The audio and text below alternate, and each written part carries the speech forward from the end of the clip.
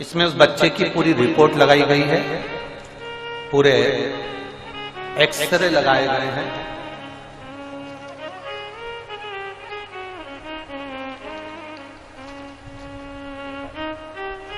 इनसे उसको सिल दिया गया है यहाँ से, इसलिए उसके पूरे एक्सरे बच्चे के लगे। और उस बच्चे का पहला प्रथम फोटो देखिए, जिस समय बच्चा ना चलता था, बच्चा ना उठता था, बच्चे का शरीर ना काम करता था, बच्चा ना बोलता था, बच्चा ना खाता था, बच्चा ना हाथ पैर हिला पाता था। उस बच्चे का पूरा शरीर जो पलंग पर पड़ा रहता था। पहले उस फोटो को देखिए एलईडी के माध्यम से और आस्था चैनल के माध्यम से। आप प्रथम फोटो उस बच्चे का देखेंगे तो वो बच्चा पूर्ण तरह से पलंग पर पड़ा रहता था, ना बोल पाता था, ना सुन पाता था, ना हाथ पैर हिला पाता था। बस एक शरीर ऐसा नहीं था कि वो बैठ सके या उठ सके। अब उस माँ ने लिखा, मैं मनीषा हरियाणा के कैथल जिले की निवासी हूं। कहीं बैठी हैं मनीषा जी? अगर कहीं बैठी हो तो हाथ हिलाइए। अच्छा, श्री शिवाय नमस्तुभ्यं, हाथ हिला दो एक बार। श्री शिवाय नमस्तुभ्यं। मैं मनीषा हरियाणा के कैथल जिले की निवासी हूं।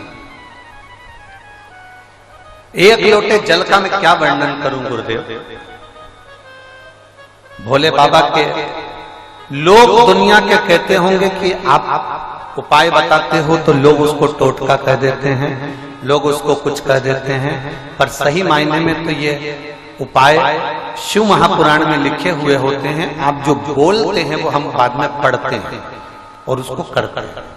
मैं क्या वर्णन करूं गुरुदेव। मेरा बेटा 3 साल का है, जन्म से ही वो बीमार रहता है, उसको शरीर काम नहीं करता। जन्म के अगले दिन ही मेरे बच्चे को एक बीमारी हो गई थी, जिस बीमारी में बच्चे को दौरा पड़ना प्रारंभ हुआ। जन्म लिया बच्चे ने, उसके दूसरे दिन से उसको दौरे आना चालू हो गए और दौरे आना प्रारंभ हुए। शरीर ने काम करना बंद कर दिया, शरीर पूरा नीला पड़ गया उस बच्चे का और उसे हॉस्पिटल में 10 दिन तक एडमिट कर रखा, पर बच्चे का शरीर काम नहीं करता था। डॉक्टर के हिसाब से ये बच्चा ऐसा ही रहेगा। इंजेक्शन और दवाइयों का डॉक्टर ने बोल दिया, झटके कभी बंद नहीं होंगे इस बच्चे। इसको जो फिट आती है वो कभी बंद नहीं होगी, इसकी दवाइयां कभी बंद नहीं होगी और ये बच्चा हाथ पैर शरीर से ऐसा ही रहेगा। गुरुदेव सुबह 7 बजे, दोपहर में 4 बजे, शाम को 7 बजे बच्चे को इंजेक्शन लगते, उसको दवाइयां दी जाती, पर मेरे बच्चे का बुखार भी खत्म नहीं होता और शरीर उसका कोई काम नहीं करता। झटके इतने आते थे कि एक दिन में 6-6, 7-7 बार झटके आ जाते थे।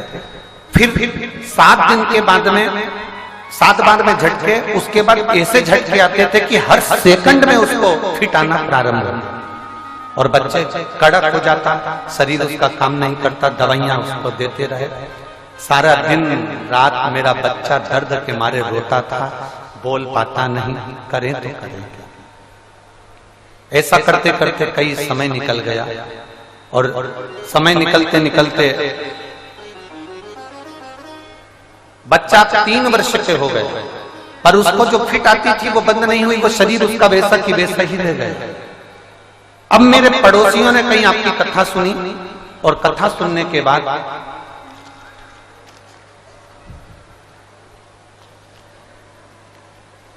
पहले तो मेरे पड़ोसियों ने कहा कि वहां चले जाओ, वहां झाड़ फूक हो जाएगी, कहीं चले जाओ तो ऐसा हो जाएगा, कहीं चले जाओ तो ऐसा हो जाएगा। दवाइयां भी ऐसी कई जगह की ली, हमने हर जगह पर दिखाया, पर उस बच्चे की तबीयत ठीक नहीं हुई। वो पलंग से उठ नहीं पाता था, पड़ा ही रहता था, हाथ पैर हिला नहीं पाता था। डॉक्टरों के हिसाब से उसको जेनेटिक्स जैसी बीमारी होने लगी और उसके दौरे बंद नहीं हो रहे। अब करें तो करें। पड़ोसन में एक शब्द कह गए, वो सीहोर वाले महाराज की कथा आती है टीवी पर, रुद्राक्ष के बारे में वर्णन करता है, शिव पुराण की कथा करता है। हमने कथा सुनी पहली बार हमने कथा सुनकर हमने नियम बना लिया। उस समय पर सीहोर में रुद्राक्ष महोत्सव होने वाला था, 16 फरवरी की तारीख थी। 16 फरवरी को हम सीहोर पहुंच गए। लोगों ने हमको बहुत डराया, सीहोर में भीड़ पड़ी हुई है, बहुत भीड़ हो रही है, लोग दब रहे हैं, ये कर रहे हैं। पर हम हमारे बच्चे को लेकर सीधे कुबेरेश्वर धाम पर पहुंच गए। हमने कोई होटल नहीं करी, हमने कोई भवन नहीं करा। हम कुबेरेश्वर धाम में उस जमीन पर जाकर अपने बच्चे को सुलाए और बाबा से विनती करते रहे, बाबा इसको कैसे भी बस अच्छा कर दीजिए। गुरुदेव, उस समय पर रुद्राक्ष वितरण बंद हो चुका था, पर हमने एक रात्रि की जब कथा सुनी तो रात को कथा सुनने के बाद में कोई बच्चा आया और हमारे हाथ में रुद्राक्ष देकर चले गए। हम उस रुद्राक्ष को लेकर आ गए। आपने उस कथा में एक धतूरे का उपाय बताया था, वो उपाय हमने करना प्रारंभ करा और हमने 8 दिन तक अपने घर पर आकर जब धतूरे का उपाय करा अशोक सुंदरी वाला, और बाबा की कृपा ऐसी हुई गुरुदेव कि मैं वर्णन नहीं कर सकती। हमने फरवरी में जाकर निवेदन करा और बाबा से जब फरवरी में निवेदन करा उसके बाद में आपने एक भगवान शंकर का अभिषेक करवाया। वो अभिषेक हमने सावन के महीने का करा। जब हम सीहोर होकर आए उसके बाद उसके झटके कम हो गए और हमने जब घर में आपके बताए अनुसार शंकर जी का शिवलिंग बनाकर उसका पूजन करा, उस दिन से आज तक 14 जुलाई 2023 से आज तक झटके नहीं आए और मेरा बच्चा अब बैठने लगा, उठने लगा, खड़ा होने लगा, खेलने लगा। पहले कुछ खा नहीं पाता था, अब खाने भी लगा और अपने पसंद का काम करने लगा। मैं बाबा को धन्यवाद देती हूँ गुरुदेव, बाबा ने ऐसी कृपा करी। मैं श्री गोपाल जी को, मैं श्री गोविंद जी को भी धन्यवाद देती हूँ जिन्होंने इस पवित्र भूमि पर आकर हमको दर्शन दिया और हरियाणा की इस पवित्र भूमि पर उन्होंने आपकी कथा को करवाया। मेरा आज बेटा ठीक है, मैं बाबा को नमन करती हूँ। बेटी एक आके बेलपत्र ले जा, आजा बेलपत्र ले जा। मेरा दूसरा फोटो उसने लगाया उस बच्चे का जब बच्चा खड़ा हो गया। दूसरा फोटो देखिए, जब बच्चा खड़ा हो गया उसको एलईडी पर देखिए।